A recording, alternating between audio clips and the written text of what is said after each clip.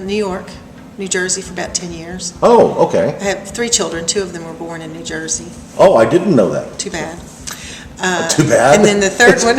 It's a beautiful state. I loved New Jersey. Great people. Yeah, it was just too hard for 2 Texans to have 2 children born in New Jersey. And then the third child was born when we lived in London. You know, a lot of people never leave Texas. I know. They don't it's big enough that you don't really have to. That's right. It's good too, but. It's great to come home, though, isn't it? When did y'all come back? Been back since 97. 97. Did you come straight to McKinney then? Why McKinney? You know, we were attracted to McKinney because of the proximity to the airport, because it was an up-and-coming place, and specifically McKinney because of its the architecture here, the historic, the history here. I was a snob. I mean, who wanted to live in Plano? I mean, I grew up here, you know, Plano. You were in the franchise business, you had Jazzercise. I did. You were a franchisee. I did. I taught for 15 years. And I had classes in New York City. I taught in New Jersey. I taught in London. I opened the class here in McKinney. I was a student for a long time and just loved it. And dance was one of the things I enjoyed doing when I was younger. I wanted to work, but I wanted to have something flexible. For how long did you own a franchise? 15 years. Wow. Mm-hmm. And those were the right years to be in the Jazzercise business? Yes. It was a great time. My kids were small. McKinney was small. I joked and said I think I had taught every female in McKinney between the ages of 20 and 40. I still run into people now, it's been years, that say, oh, I remember you were my Jazzercise teacher. And why did you retire from that? You know, I started getting involved with a lot of things civically in town that took up a lot of my time, and I was really enjoying it. What drove me was wanting to make a difference. And I thought, if my time is limited, and how do I want to take my experience in business and what really is satisfying to me, and what is it in the community what's something that's missing? What's in it? I always said I was lucky enough to be brought up in a home where my parents were musical. My mother sang and played the piano. My dad he's almost 87 years old. He sings in the choir. And music was always just part of our home. Mother would take us to art museums. She loved to take us to the state fair. She took us places.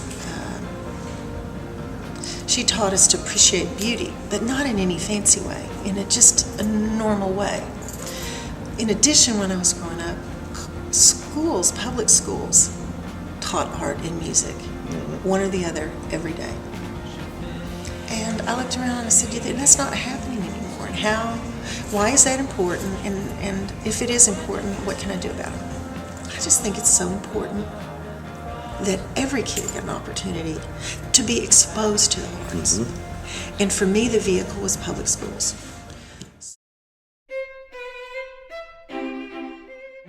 We did not have an orchestra program in McKinney schools. Okay.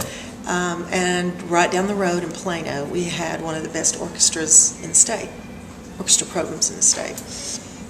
And I'm a little competitive. If there's nothing about McKinney in the paper every day, and something good, not some trial that's going on here, it really annoys me. It really annoys me. So I'll say that up front. I'm just very proud of my town and very competitive. So there were 2 other women who I became involved with, and our mission was to get orchestra in the schools, which was no small task. We were a big school system, and we did not have an orchestra program. So what we did is the 3 of us sat down and figured out a way to organize, fund, run the whole thing, an elementary strings program. So we set about, and we really thought that first year we'd maybe have 30 or 40 students. It's 3rd, 4th, and 5th grade. We had over 150 students sign up. So the idea was the parents would put the pressure on the school. It wouldn't just be the three of us or just some small group. It would be powerful to have the parents of these students who had been able to study for 3 years, and they were trained, and now there was nowhere to put these kids.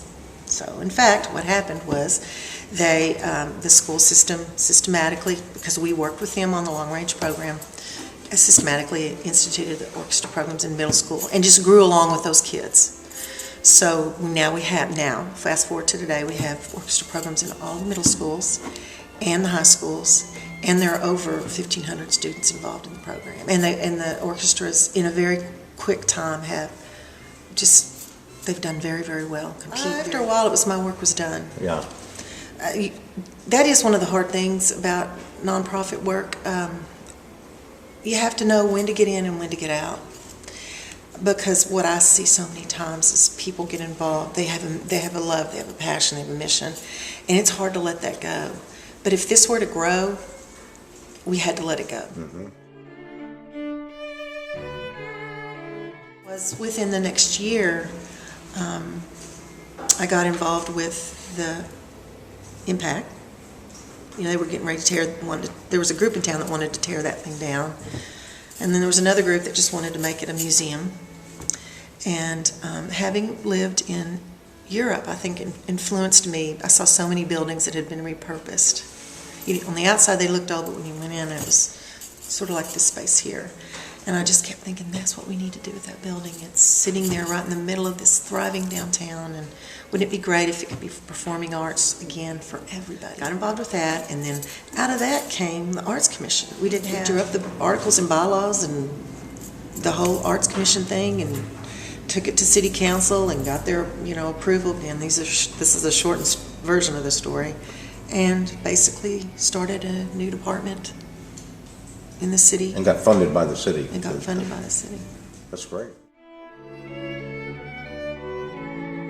Started back to school. Always wanted to get a master's degree. And I started back to school when my youngest started high school. And I thought, I'm just going to finish when she finishes. So I have a business degree undergraduate. I'm in